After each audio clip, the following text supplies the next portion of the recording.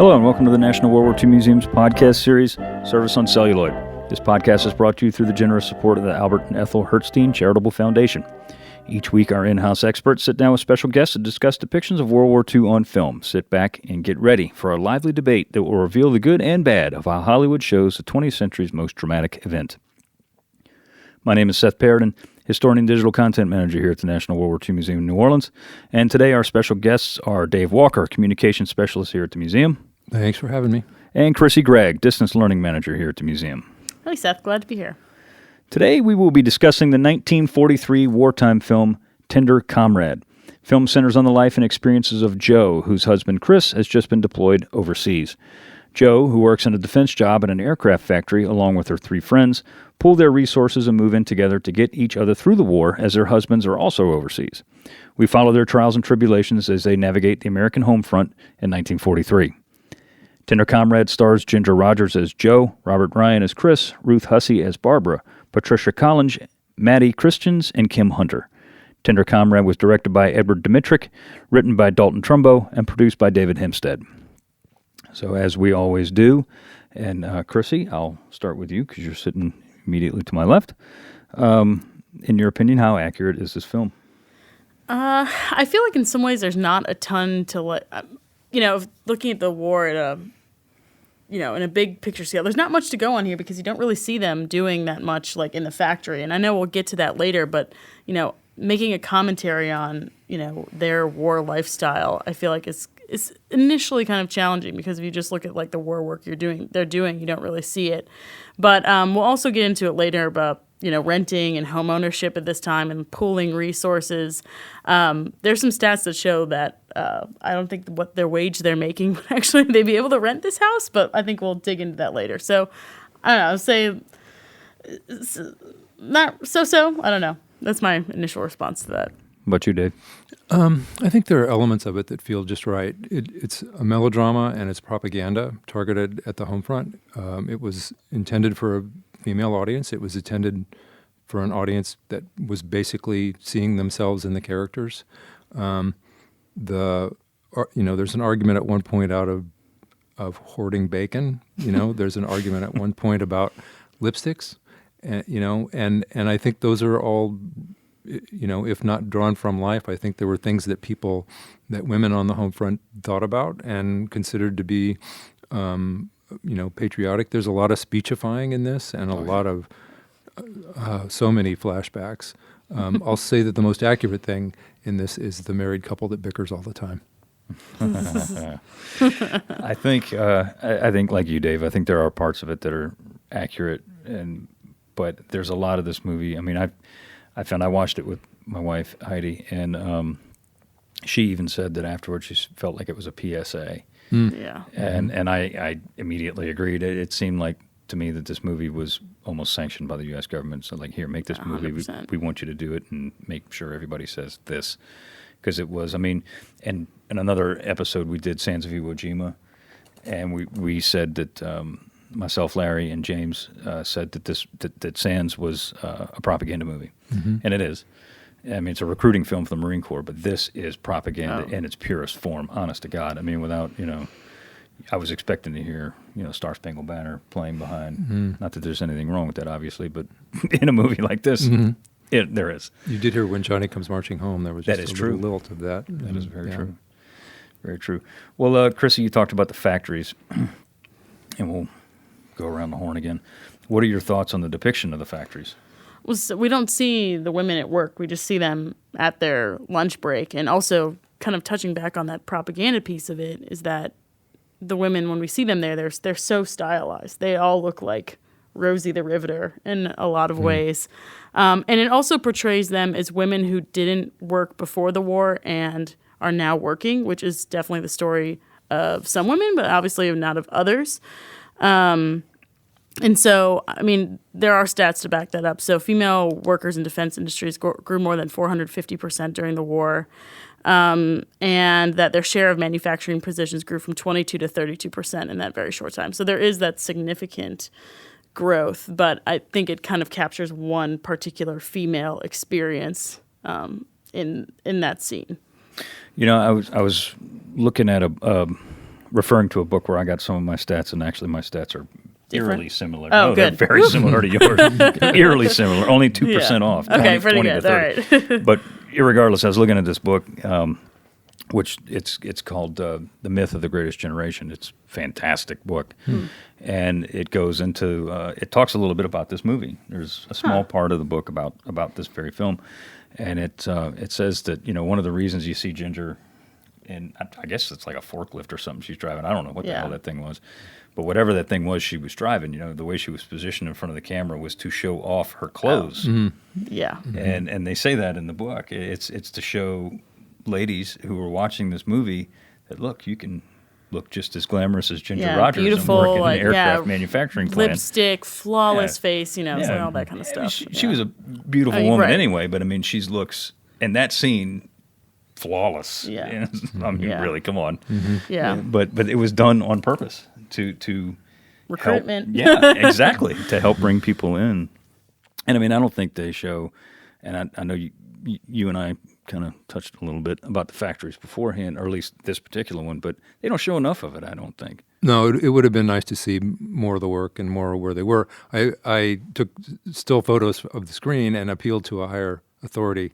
I sent them to Seth, and because I couldn't tell what kind of planes they were, and they were B-17s in that one brief shot. And Douglas Aircraft did have a factory making B-17s in Long Beach. Right. So the house they lived in is right near USC. That's not all that terrible commute in 1942. And unfortunately, I really miss that too. The one thing I did like about the work scene was the lunch scene where they decide to form a collective, because it's an outdoor, looks like an outdoor canteen, and you could see the camouflage netting above them.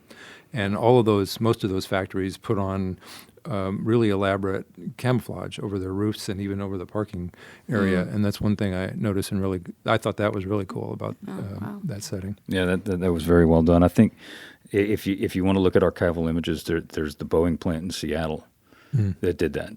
I mean, a lot of the ones on the West Coast did because of fear of Japanese air raids, even though there wouldn't have been any. But this Boeing plant in Seattle like camouflaged all the roofs, and they made, as you were saying, some of the parking lots look like grass fields. I mean, they were paved, but they put like this net over it. It's really, really cool. I think Life magazine, I want to say in like 44, when the threat was long over, depicted all this, and it's really cool. They took a huge factory and they completely it's gone. It's really, really neat. But I just thought of this just now. But one of the reasons maybe they didn't show a lot of the factory life, if you will, is because the movie was made in 1942, and I mean the threat of espionage and spies and sabotage was very real. I mean, the Germans landed spies on the East Coast, at least once. And I mean, it was a very real threat, and I would imagine that the United States, the War Department, had something to say about what you could and could not show of a factory that was manufacturing at that time our primary heavy bomber. So There was, I think, the scenes of the women were all rear projection. I don't think they were ever in the factory. Oh no, ever good Lord, no. And which added sort of an old Hollywood feel to it.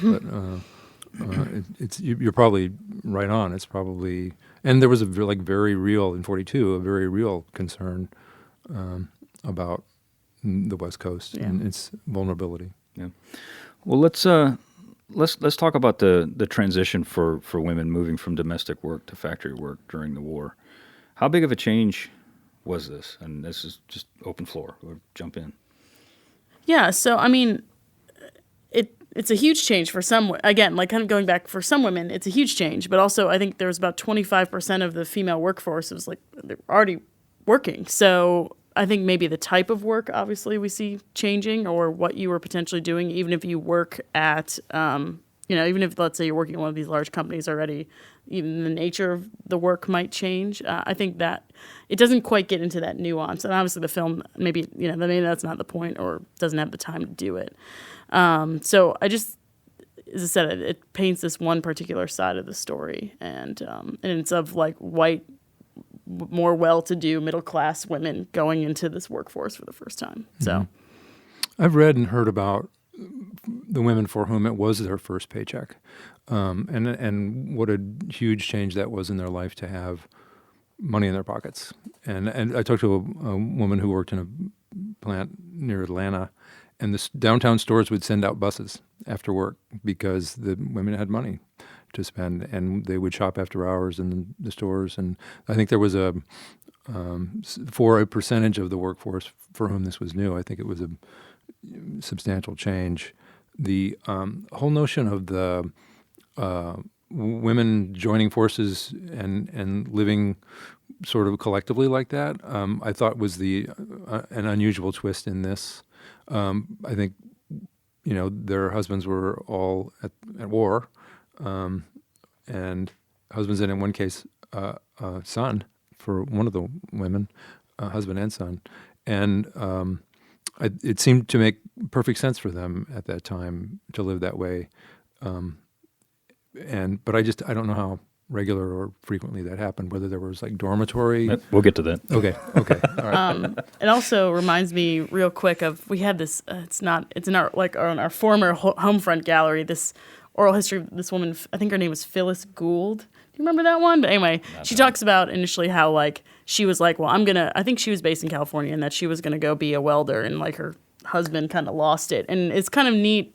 I'm thinking about that story now. She went to do it anyway. But you kind of see that even a little bit in the flashback. Remember one point, this is pre, her husband going off, but Chris, Joe threatens Chris and says, "Oh, I'm going to go get a job."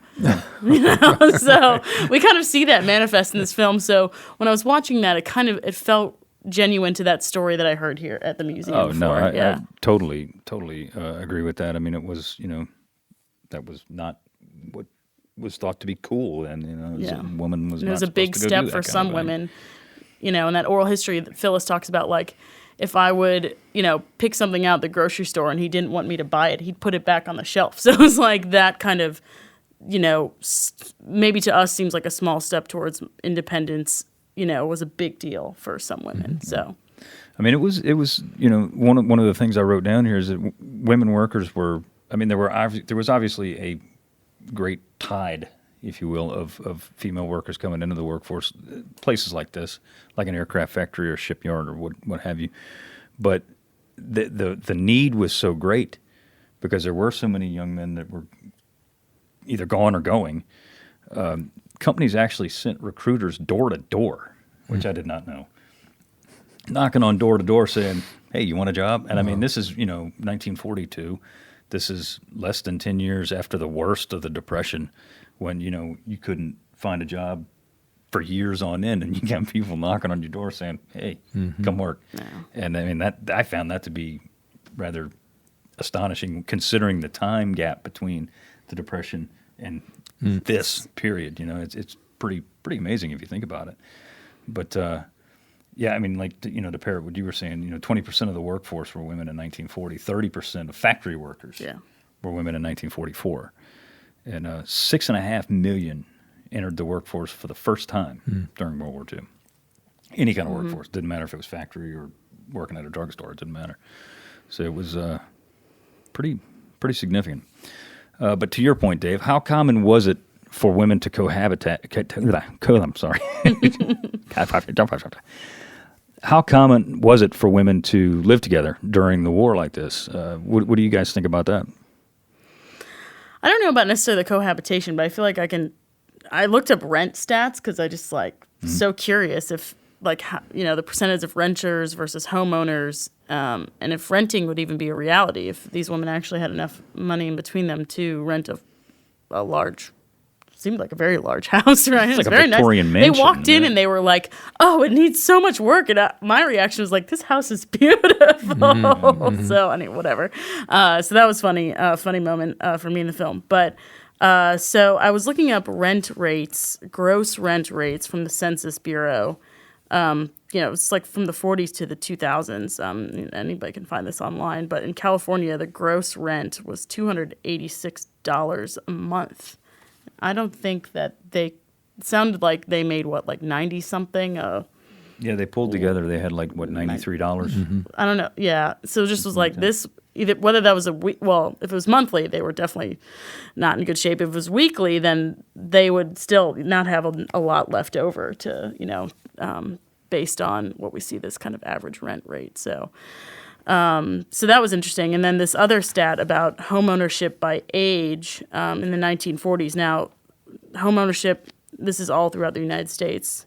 In the 1940s, it was about 42% of the population. But for the age bracket that was 25 to 35 years old was only about 33%. So renting was, I would think, renting common at this age, but cohabitating, I'm not sure about that.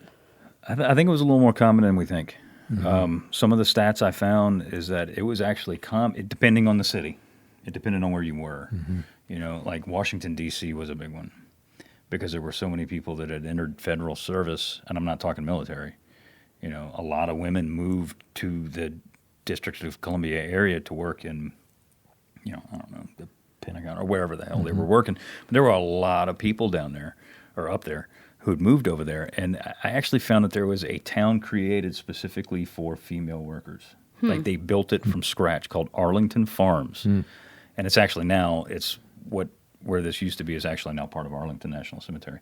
Wow. But yeah, I know. Pretty cool fact, 9,000 women lived in this community that was built specifically for women workers moving into the Washington and working in the Washington, D.C. area, which I had no earthly idea.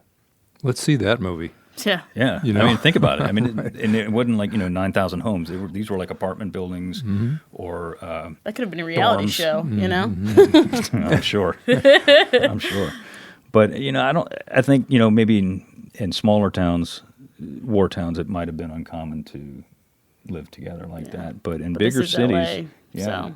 Yeah, and I mean, I guess, in Seattle, in Seattle, workers were hit hard by the housing shortage. So much so that they slept in barns and chicken sheds. Like, a bunch of dudes slept in a barn just while they were working, I guess, at Boeing or wherever it may have been. And so it wasn't as common or uncommon as we may like to think. And I'm sure there were lots of families who took in boarders. Oh, yeah. Who, as doing their bit in housing someone who came to the city to work. Which is different than for women with a housekeeper in a great big house. Yeah, I didn't understand that. Yeah, it's like, how could they pay a house? Yeah, again. You got. I mean, I understand everybody's working, theoretically 8 to 12-hour shifts, depending on what it is. But you mean to tell me one of y'all can't scramble some eggs or something to help feed the flock in here? I find that a bit ridiculous, frankly, that they had to hire a housekeeper when there's 4 people living in a home, 4 adults living in a home, and they can't wash dishes and sweep the floors. But anyhow, talking about renting, you talked about the home ownership, and I agree with you, Chrissy. I think, for the most part, with the exception of, was it Helen? Yeah. The lady the that older, and the German was that housekeeper. Manya, whatever. These were all young women. So, I mean, I don't think they give the age, do they, of any of them? You'd assume. I looked up, I think 20s. Ginger Rogers was like in her early 30s when she filmed this. But she was 32 when it was They released. usually play younger. But she was playing, I think, in her 20s. And I mean, it would have been. I think it would have been very uncommon for somebody that age to own a home at that point. I mean, these are children under the Depression who, a lot of times, unless you came from a family with means, especially for guys, I know from interviewing veterans who were obviously also children of the Depression, a lot of them joined the service to get shoes. Honest to God, before the war, right. Because they couldn't. Like Harold Ward, United States Navy, African American from Atlantic City. He joined the Navy to get a new pair of shoes and 3 hot meals a day because his family couldn't afford to feed him and he didn't have any money to buy shoes. I mean, that was not uncommon. I just heard someone say the phrase. I was listening to an oral history: 3 hots and a cot. Yep. I was like, I like that. Yep. Yeah. That's also what they give you in prison. But hoarding rations. That's a big thing in the film, and obviously that was a big topic during home front life in the war. Dave, what do you think about that? What are your thoughts? Well, one thing I think about is, and I hear from guests at the museum, and they and I've heard people say this, Grandpa never talked about it. Grandma talked about it all the time because she was home and had to make do with rationing and the way that life was during the war, either raising a family or bringing in a boarder in the house. It was a central part of life on the home front to have to manage with all the shortages and all the rationing. And I think it's one of the really interesting things about this script is that it's part of the conversation and heavy part of the conversation. Yeah. And the fact that there's tension in the house over it, and it's sort of preachy in the fact. I was like, that's some of the strongest propaganda bits is like Joe's diatribes about like calling out Barbara and shaming them, shaming the lipstick hoarding. Right. Right, lipstick metal. There's so much metal and grease in there. Talking about the lipsticks. But I also think that's the sense of patriotism that people felt, even with the deprivation or shortages that they dealt with. That's the thing that Grandma talked about all the time. I think rationing in night, because this movie's 42, 43, whatever it's taking place in, very late 42 or early 43 for sure. But rationing in that time would have been pretty stout. It would have been pretty heavy. Mm-hmm. I think the heaviest was 44, like as far as what was rationed and how much you could or couldn't get. But I mean, it would have been pretty hard for them to get, oysters like they see and like you see in the stuff to make the pumpkin pie or whatever it was that she feeds the paratrooper and the bacon and stuff like that. But that's where the black market came into play. Mm-hmm. And they shame. Who's it? The butcher? The housekeeper. Oh yeah. When they talk. Yeah, she's going to go give the butcher what for offering an extra pound of bacon or whatever it was. But again, this is the propaganda of the film, and that you can shame on you for having an extra pound of bacon. But it was, again, not to burst people's bubble, but I think it was a lot more common than people think. I mean, the black market was very, very popular, shall we say, all across this country. Mm-hmm. And you could pretty much get anything you wanted if you knew how to get it and who to talk to. And it wasn't extravagantly overpriced. I mean, let's just say a steak would have been back then $2. Mm-hmm. And, in the black market you might have paid $3. Mm-hmm. So it wasn't, you weren't paying $10. And you could get it. I mean, it was rampant. It tries to shun it with the housekeeper, shaming the black marketeer, but it was very, very, very prevalent all across the country. And something I read too is that servicemen, when they were coming home, even not after the war, but like during the war, if they were home on furlough or if they had been wounded and they were sent home or whatever it may have been, they were back in the States for having been overseas for a year or whatever.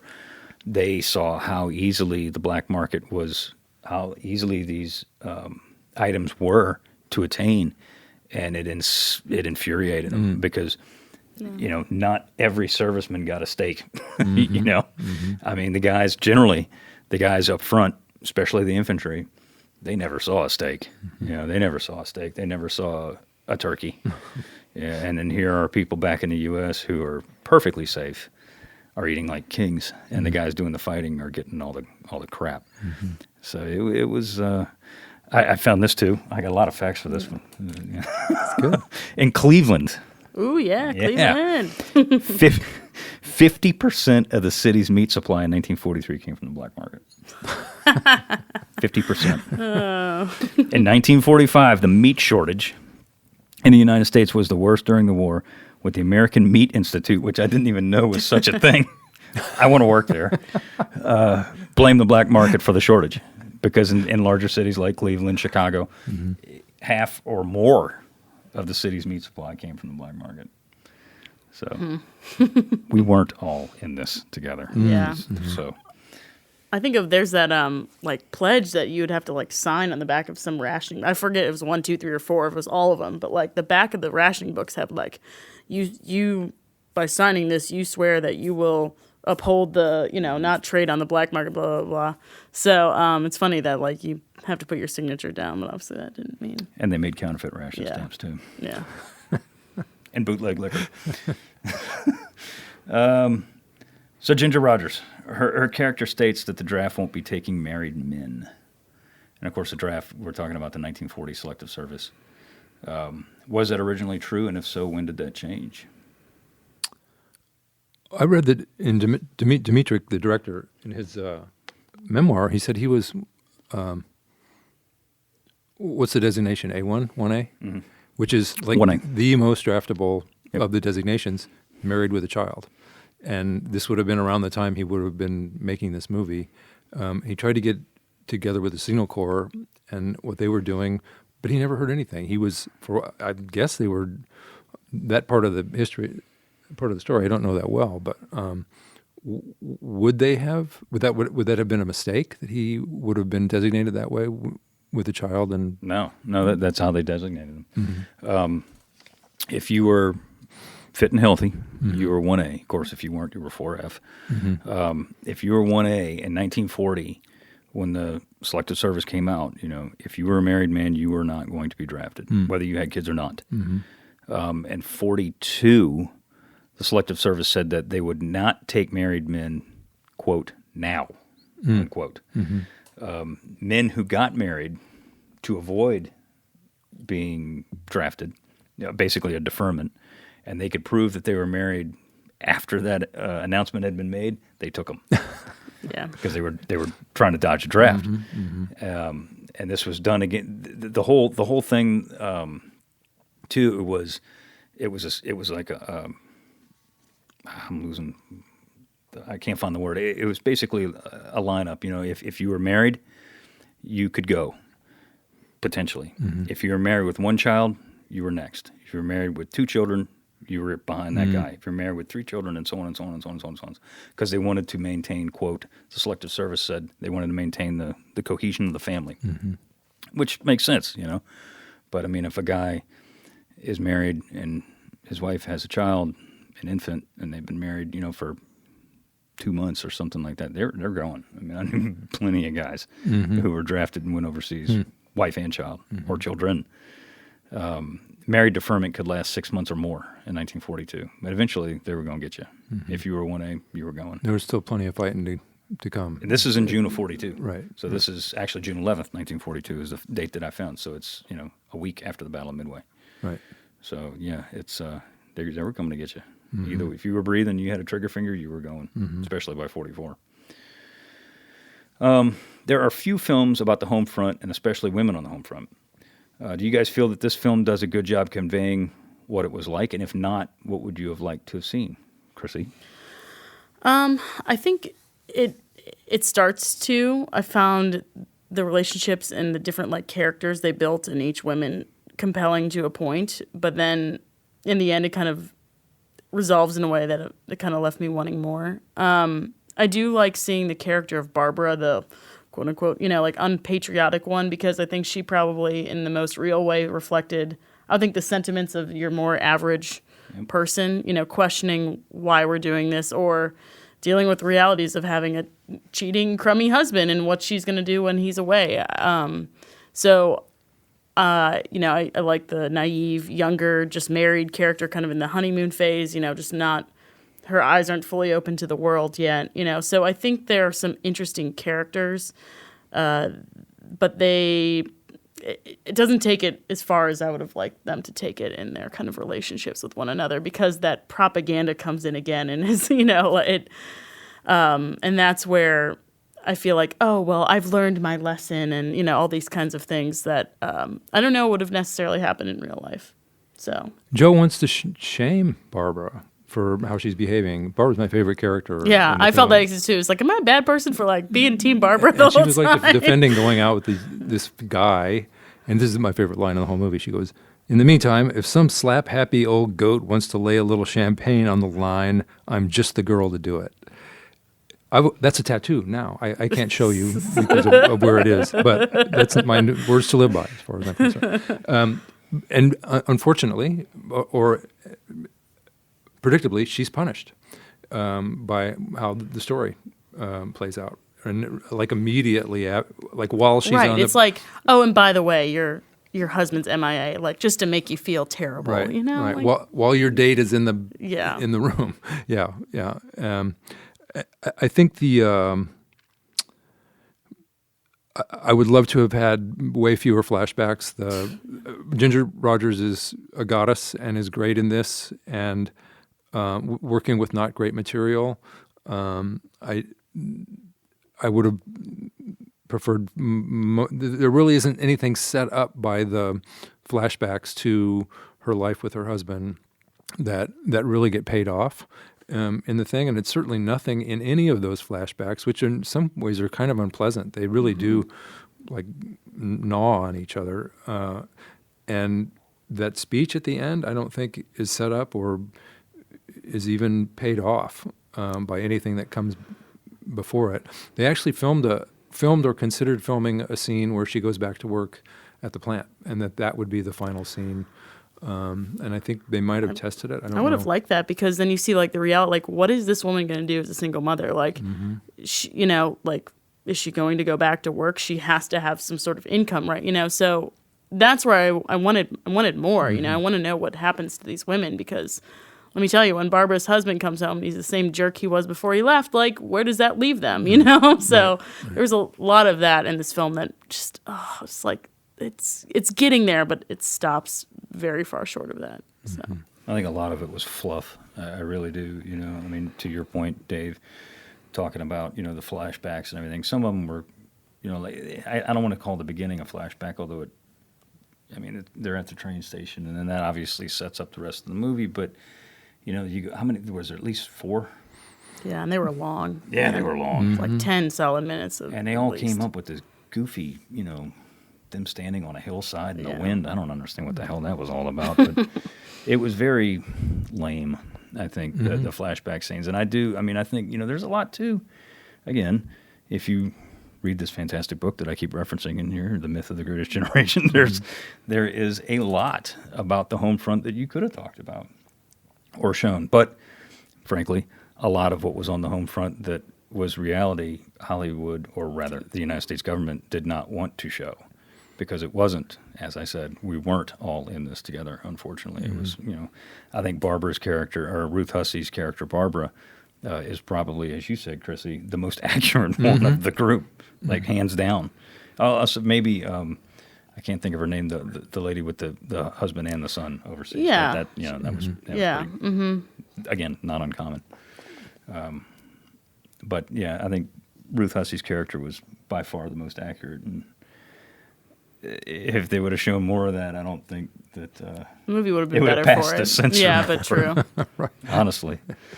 So the film is set in L.A., or actually the area around. We talked about the Douglas plant that they're working in is in Long Beach, which, if you know anything about geography, is not very far from Los Angeles. Do you get a sense of that? And how did the home front war efforts change Los Angeles? And we can talk about that. I actually didn't until I think one of y'all was like, "Oh yeah, it's in L.A." I was like, "Oh," I didn't really pick up on that. It just felt like every town USA to me initially. So, but yeah, it seems like you were really meticulously researching it, Dave. They had several L.A. references. They Yeah. talk about a restaurant called the Pig and Whistle, which was popular. And then one really interesting thing is that the newspaper ad where they find the house actually lists the address of the house they show, the exterior, and it belonged to a lawyer, a famous Los Angeles person. It's long gone now, and it's right north of USC. And so I got the map out, and I thought, well, if the plant was in Long Beach, what would their commute be like? How much gas would it take to share a car and to get down there? And so I sort of thought through that life it was much easier to get around Los Angeles in 1942 than it is today. You wouldn't want to try to get to Long Beach every day necessarily from where they were. But I think she talks about one of the nightclubs and one of the fancy, Barbara does, talking about going to one of the fancy nightclubs. Did she say the Macambo? I don't remember exactly. That sounds familiar. So there's just enough sort of references to give it a place. and because of the the industrial effort to all the wartime manufacturing that went on there, because I think Douglas had a plant in Torrance. I think there's Santa Monica. I think there were several. El Segundo. Yeah. And so it was a huge place for wartime manufacturing, and I didn't understand or get the sense that they'd all moved from other places, but I guess is that was your takeaway? I know that the couple, Joe and Chris, talked about another Shale City, right, which is made up, right. But it sounded a long ways away. Yeah. And from the looks of the flashback scenes, it looked like it could have been like the Midwest. Yeah, that's what I thought. Like when they're out on that hammock, it looked very Midwestern to me. Okies are, somewhere around the smack in the middle of the country. But I'll be honest with you, I did not pay attention to that until you asked me where the factory was. And then when I did a little digging and I found that it was in Long Beach, that factory. This is before I watched the film. After that, I picked up on the Pig and Whistle, which is on Hollywood Boulevard. It's just still there. I've eaten there. Not bad. But it's there's a few California references in there. But, I mean, aside from the subtle ones that you picked up on and a couple that I picked up on, I think the general audience might have found it kind of hard to ID it as L.A. And maybe that was a point. I think that was the intent, maybe. So you feel like, you were like these women, like they're just they could live anywhere. This is anybody's life, right? And potentially, probably easily repeatable in other big cities, sure. Atlanta, all over the country is absolutely. But I mean, I think of all the cities in this country that were changed by the war, this is probably Los Angeles, or rather the area around, not necessarily Los Angeles, but Long Beach and El Segundo, Manhattan Beach, places like that, Torrance. It was probably the most changed by the war, Southern California, in my opinion. Anyway, I don't know about. I mean, they had population was 1.5 million before the war, or like at the very beginning, and by the end of the war, it was 3.3 million people. And that is a massive influx of people. And think of other, major things on the home front, like Executive Order 9066 moved out a good portion of a lot of the population that was there, the Japanese American experience, and that population was sent to different internment camps around the country. The Zoot Suit riots are 1943 as well, like June 3rd, I think, 1943. So there's other, even with not thinking about even, the war effort, there's all these other social challenges within LA at the time, greater area. Not at all a part of the movie. I mean, the movie you don't get exists, sense of that at all. the melodrama exists in their home life and the little bit of work that you get to see, and there really is no sense of place other than a few name-dropping things.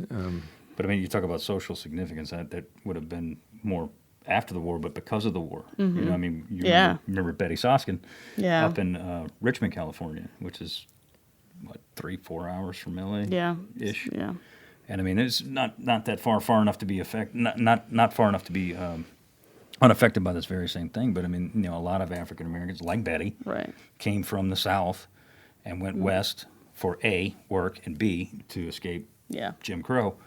But I mean, it wasn't just them. It was a lot of Mexican Americans, a lot of people from the Midwest. Talking about Okies even before the war, coming over there from the Dust Bowl to Grapes of Wrath. But I mean, getting out of that desolate part of the country to go to the land of milk and honey. So I mean, it was changed significantly. I would say from the mid-30s all the way to 45, and then you see you get post-war. You look at California, especially Southern California. Say 46, 47, all the way through the 50s. I mean, that was the hotbed of new things in this country. Not just socially and culturally, but the way they designed homes. I mean, all kinds of things, all kinds of stuff. The nexus for aerospace because of the wartime production that was there, and it continues still. Yeah, I mean, it's really fascinating. I think California was affected a lot more by the war than probably certainly any other state, but LA specifically, or the area, more than any other city in this country.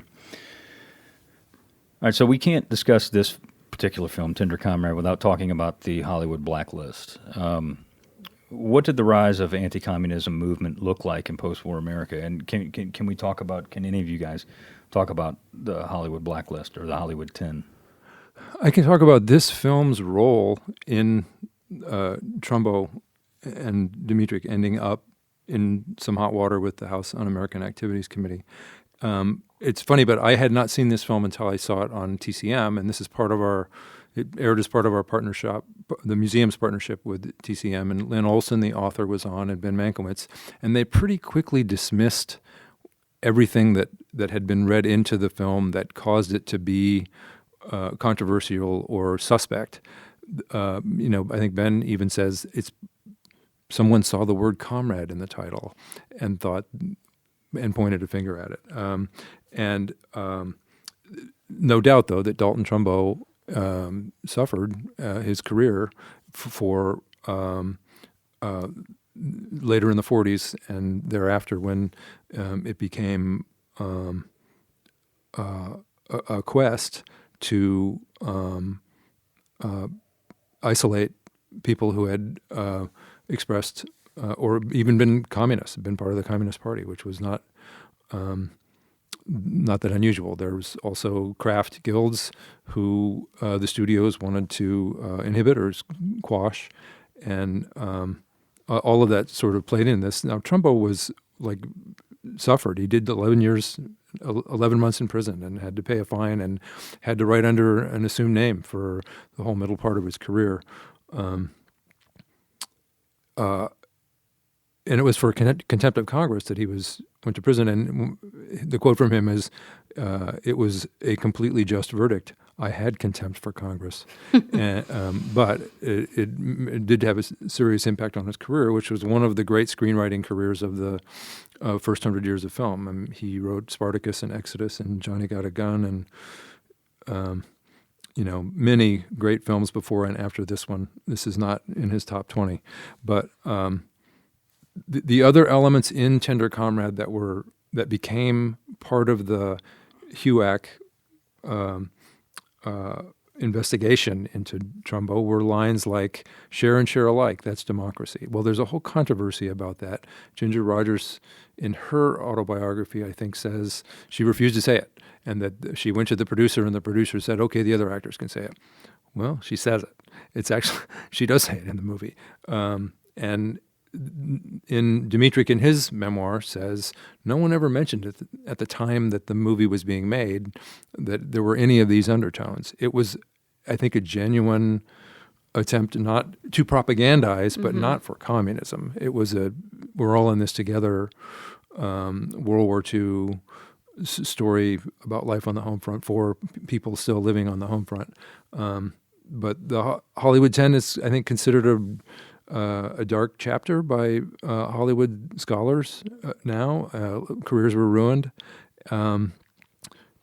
But yet, I think there was, in the Cold War, post-war Cold War period, there was, I think, also genuine concern about the impact of communism in American life and the threat to the capitalism and the American lifestyle. And that's in part what that was all about. I'm certainly not a scholar on this, and I've only really read up on it from the Hollywood perspective. But this film, this odd little not great film, played a fairly substantial role in what became a persecution of two of the people involved in making it. It's odd. Yeah, and it's, we've been talking quite at length about how this feels like such like a World War II propaganda film. So when it's like looking at that with our lens of where we're at now, it's like, how was this seen as, a communist film, So, that's a very naive, way of thinking about it. But, when I was watching the movie, it was like, what? It really surprised me. And, so Dmytryk, and you were referencing, is him talking about Tender Comrade. He said, share and share alike, he said, sounded quite innocently democratic when we made the film, but it turned up to haunt me a few years later. So, yeah, it's this idea of this, it's an evolution, right? It's no one was thinking that when that was being created in 1943. No, when I watched this movie 2 days ago for the very first time, I obviously knew about the ramifications that were suffered by two of these people that made this film. When I watched this movie, there was nothing communist in this movie at all. No. I mean, not at all. I mean, again, there should have been an overlay of Old Glory on every single scene of this movie because it was that blueberry pie and mom, you know, it was, frankly, beat you over the head with it to death. But I mean, there is nothing in here. I couldn't help looking up like our museum values, you know, like our mission, vision values. And one of ours is teamwork, and it made me kind of chuckle because it was like, I mean, so it's like determination, sacrifice, teamwork, generosity, which is all like, all these things are in this film, but like the teamwork one kind of made me laugh. It's like, oh, okay, well, you know. Yeah, as Ben and Lynn pointed out on CCM, that this film could have been introduced as evidence of any kind of communist is statement on the Hollywood 10 persecution. And the whole Hollywood 10 thing, and I see that too. I think there's crimes committed in the film, those flashbacks, for example. But it's this film is an art. I'll say this: the New York Times review of the film when it came out was just the headline was "Comrade Ginger," which was itself sort of a play. We should say that Tender Comrade is a line from a Robert Louis Stevenson poem to his wife, and a very sweet poem. And so that it was sort of corrupted just a few years later to wreck a couple of the people involved in making the film is commentary enough on what that whole process was. So the film does show quite a few different types of marriages. I think actually it kind of shows them all, Yeah. if you will. But what it doesn't have time to discuss is what happened after the war. And you kind of see a little bit of it here with Barbara. You know, you think what may or may not happen after her husband is on the Yorktown that was sunk at Midway. You imagine what may happen. Everything may be reconciled. Everything may be fine, or it might not be. But the war had a drastic effect on relationships, and we've discussed this to some length before in other episodes. But let's talk about this briefly. What did the war do to relationships, marriages, if you will? This is a really interesting place to go, and that the movie would spark the conversation is really interesting to me because there's the Norman Rockwell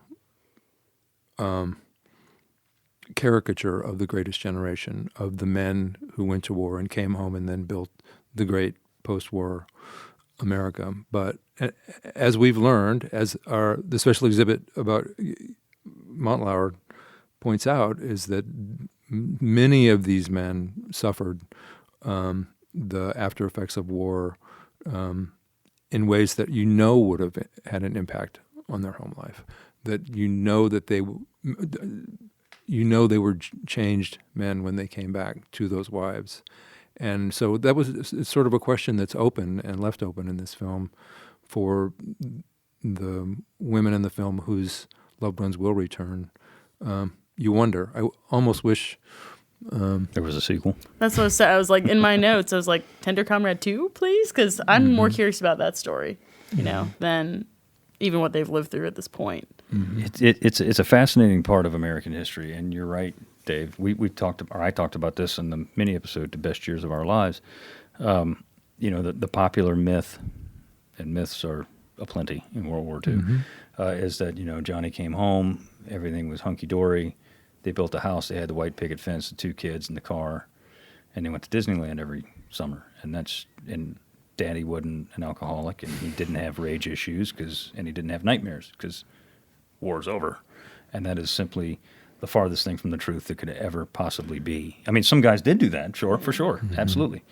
But the vast majority of them did not. So much so that in 1946, the United States had the highest divorce rate in its history. It's never been equaled or surpassed since 1946. And that was because of quickie wartime marriages that, you see it in this movie with Doris marrying the paratrooper, and she didn't know anything about this dude, nothing.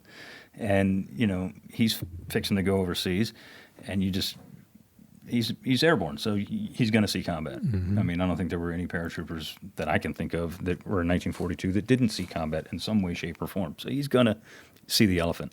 He's going to come back a changed man. Then you've got Barbara's husband, who survived the sinking of his ship. He's going to have problems.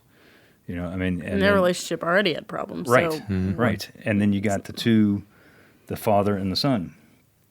The father he's overseas, but he's not a combat pilot. I think he's in the Army Air Forces, but the son is. So he's going to have problems, you know. And I mean, everybody's coming home with baggage. You're all coming home with baggage because the person that left in 1942 was not the person that returned in 1945, even if you didn't see combat.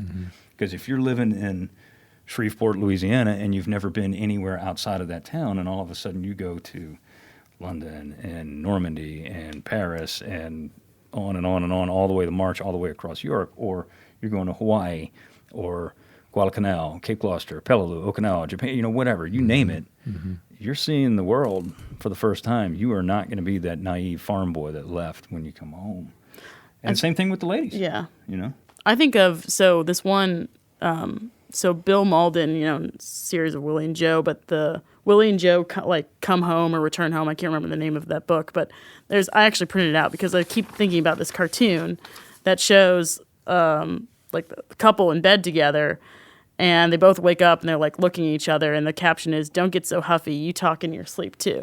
And I've been thinking about that cartoon as I think especially about like a relationship like Barbara's. It's like, you know, they end it where, well, we're gonna, you know, it's all is forgiven now, and we're gonna, and it's like, no. And it's just, you have so much to work through, and he's just experienced like being missing in action or, you know, this is not your perfect, your white picket fence. And so that cartoon is kind of stuck in my mind too, is like as I was watching the film. So one of the biggest things that affected morale during the war were the Dear John letters. And by morale, I'm talking about servicemen overseas, were Dear John letters that they received. So much so that the Army and the Navy, of which the Marine Corps is a part of the Department of the Navy, they developed basically pamphlets and booklets and short films on how to deal with this. And, you know, suicides were not, I don't want to say rampant, but they were not uncommon, especially, you know, if you're a Marine stuck on some hellhole of an island and it's just you and your division mates, and the one thing you look forward to is the mail, and you get mail from your wife saying, "Oh, hey, by the way, yeah, I'm out," or from your friend saying, "Yeah, your wife's running around on you, dude, just so you know."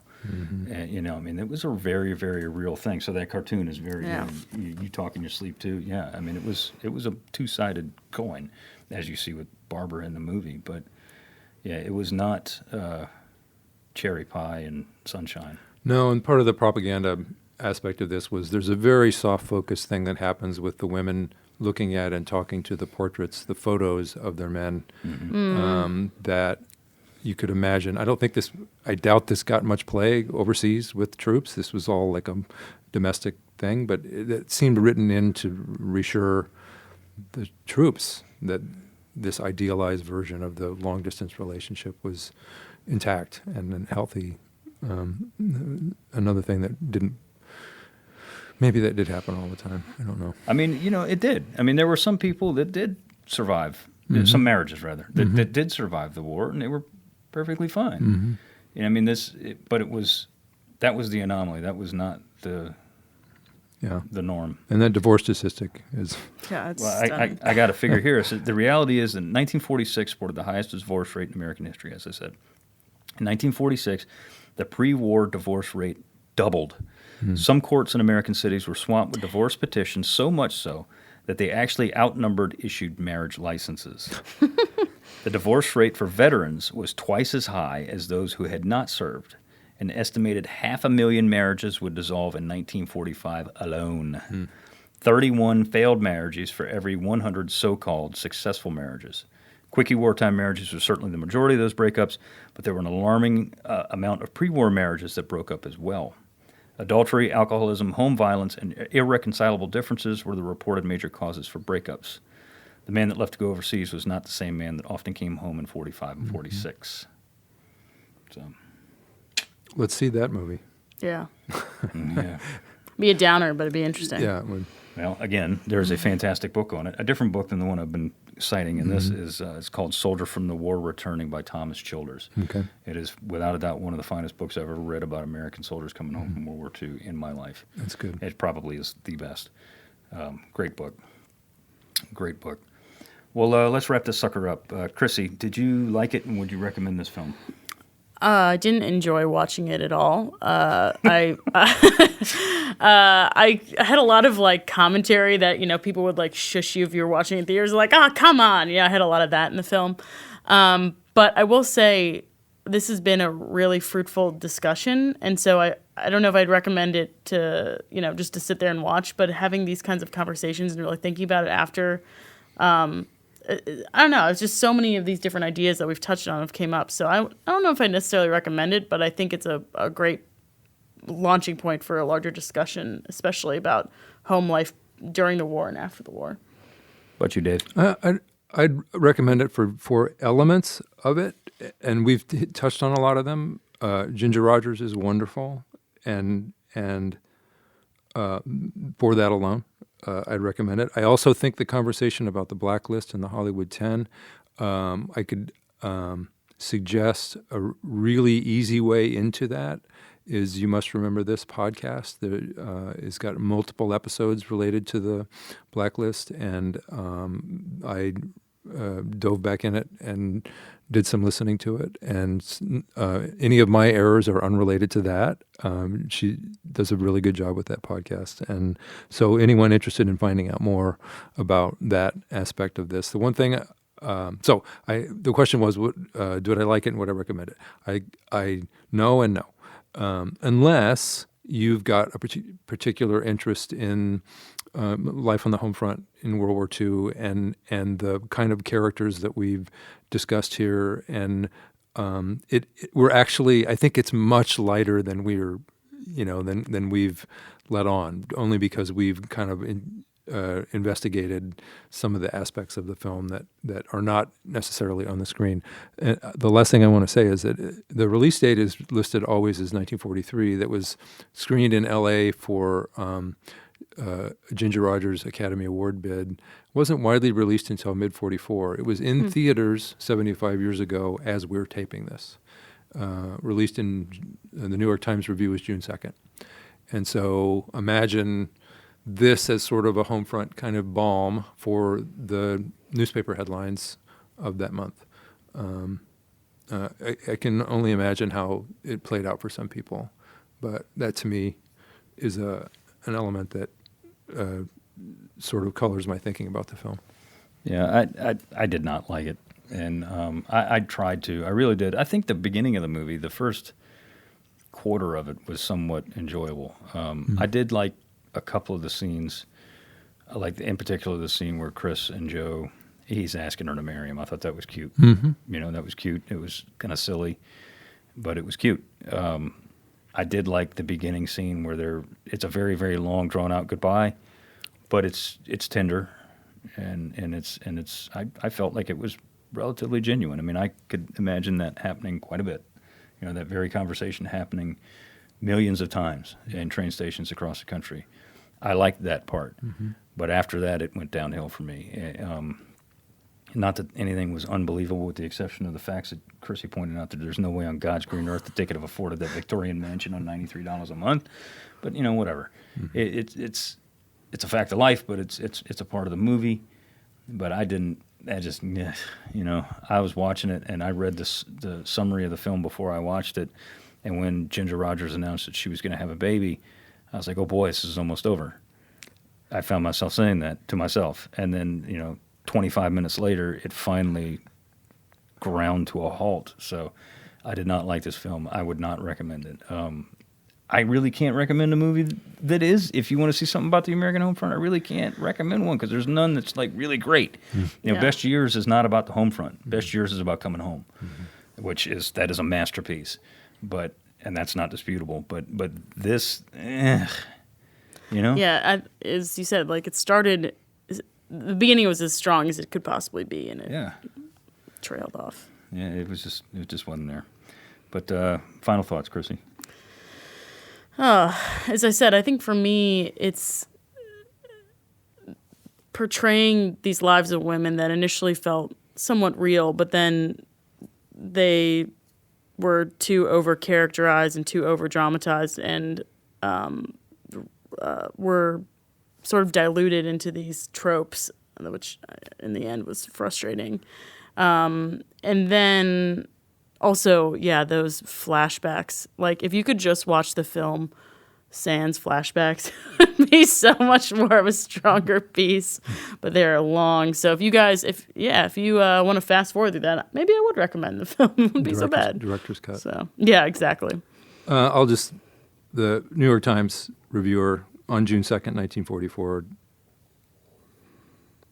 his summary was a hot bath of sentiment.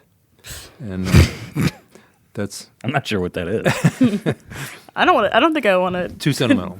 Dive into that. And he got at the obvious, propaganda motive of a lot of it. But I don't know. I love the period, and some of the writing was snappy. That's enough for me. Yeah, I think it was melodramatic and too preachy. So that's my thought anyway. Well, with that, I want to thank you so much for listening. If you'd like to hear more about the events we discussed today, tune in to our mini episode next week. You can follow us on Facebook, Instagram, and Twitter at Service on Celluloid. Be sure to rate and review us on Stitcher and iTunes if you like what you hear. I'd like to thank everyone who made this podcast possible, our producer, Tessa Jager, and Music Shed Studios here in New Orleans. This has been a production of the National World War II Museum.